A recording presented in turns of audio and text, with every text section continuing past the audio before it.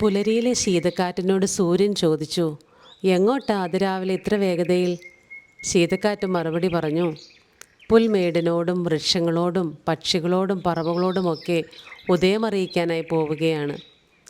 സൂര്യൻ തെല്ലുപുച്ഛത്തോടെ പറഞ്ഞു, ഇത് നല്ല തമാശ.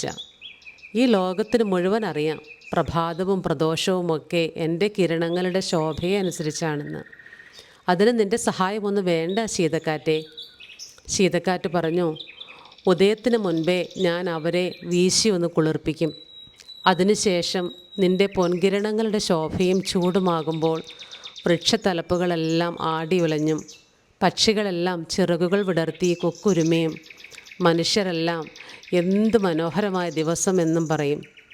അല്ലെങ്കിൽ നിൻ്റെ കിരണങ്ങളുടെ ചൂട് അവർക്ക് അരോചകമായി തോന്നും സൂര്യ.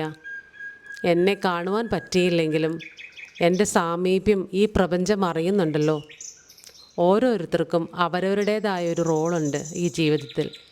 അത് മറ്റൊരാൾ അംഗീകരിച്ചില്ലെങ്കിലും പ്രപഞ്ചത്തിൽ അത് സത്യമായി തന്നെ നിലനിൽക്കും.